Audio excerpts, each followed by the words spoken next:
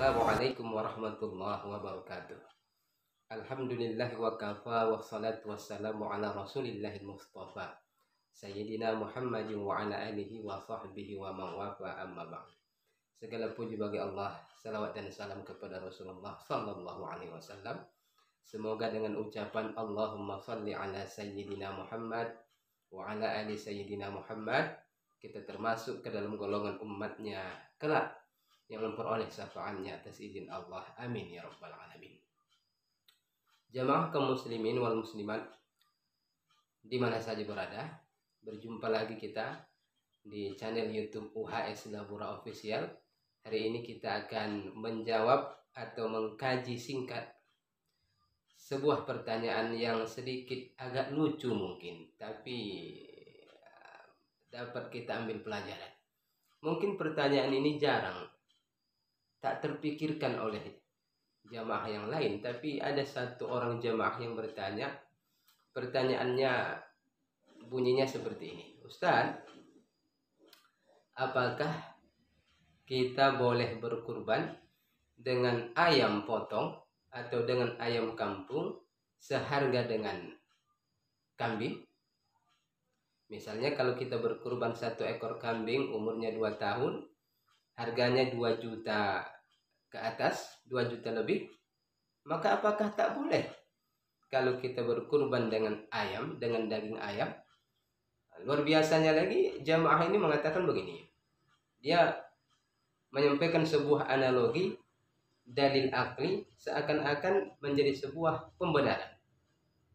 Kata beliau, kalaulah kita membeli kambing dengan harga 2 juta lebih, umurnya 2 tahun, paling-paling daging yang bisa kita dapatkan dari kambing tersebut hanya paling maksimal 12 kg.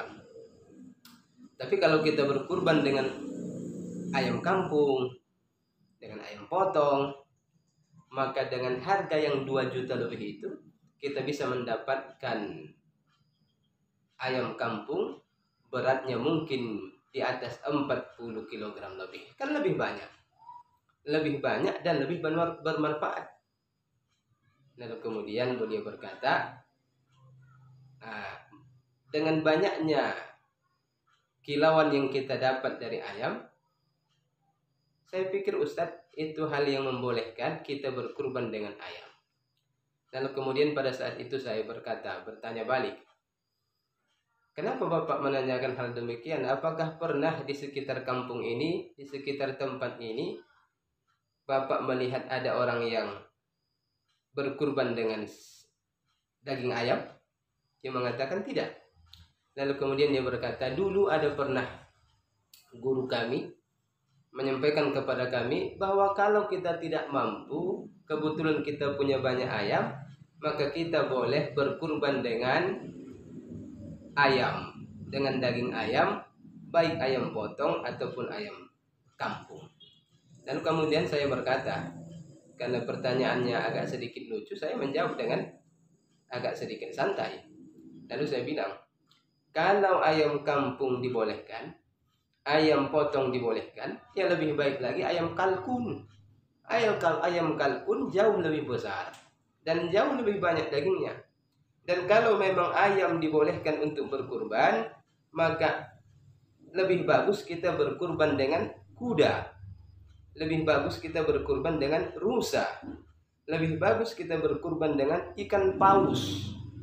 Atau gajah sekalian, gajah, jerapah, ya, banteng.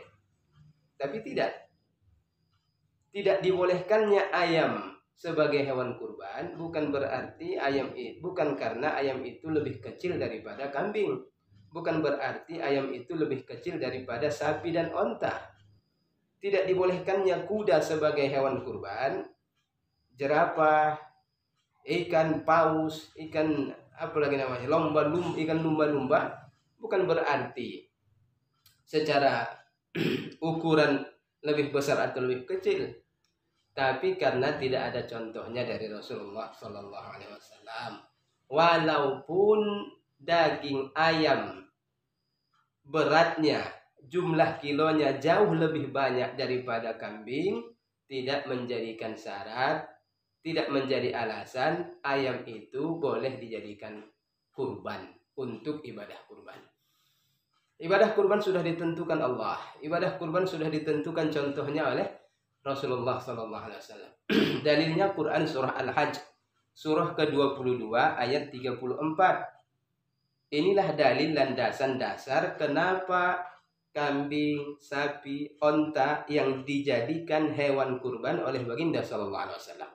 A'udzubillahi minasyaitonirrajim. Wa likulli ummatin ja'alna mansakan liyadhkuru smallahi ala ma razaqahum min bahimatil an'am.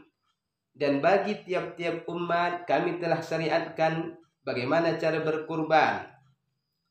Bagi setiap umat kami telah berikan panduan tentang hukum kurban, bahwasanya sebutkan nama Allah kepada apa yang telah direzekikan Allah kepada kalian berupa hewan ternak.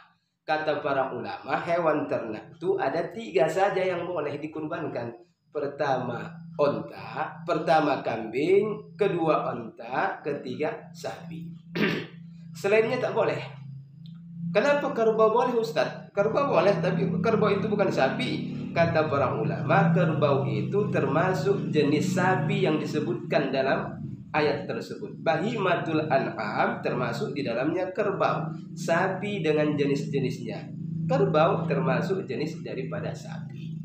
Maka kerbau dibolehkan untuk dijadikan hewan kurban. Tapi Ustaz, tak banyak orang berkurban dengan kerbau. Mahal harganya, Pak. Mahal bukan karena tak boleh, harganya mahal.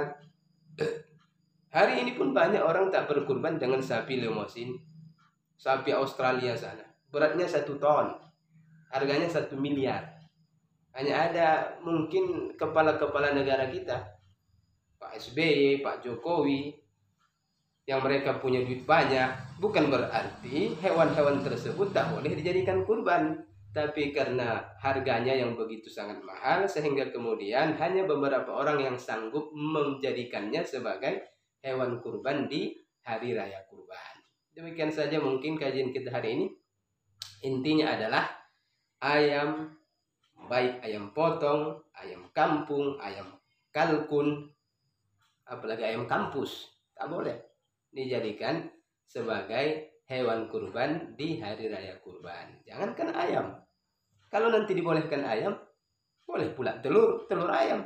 Kalau kita tak mampu berkurban dengan ayam, pakai telur ayam saja, tidak. Ya, jadi semua acuannya sudah tertera dalam Al-Quran dan telah dicontohkan baginda Sallallahu Alaihi Wasallam dari mulai disyariatkan kurban di tahun 2 Hijriah sampai akhir Rasulullah Sallallahu Alaihi Wasallam sebelum menghadap Qadir Rabbul Jalil Allah Subhanahu Wa Taala. Hanya ada bahimatul an'am yang dimaksud itu adalah kambing, sapi, dan onta. Mudah-mudahan bermanfaat dan mudah-mudahan ibadah kurban kita nanti di hari raya kurban, hari raya haji ini berterima di sisi Allah Subhanahu Wa Taala, menjadi amal soleh kita di akhirat. Amin ya rabbal alamin. Assalamualaikum warahmatullahi wabarakatuh.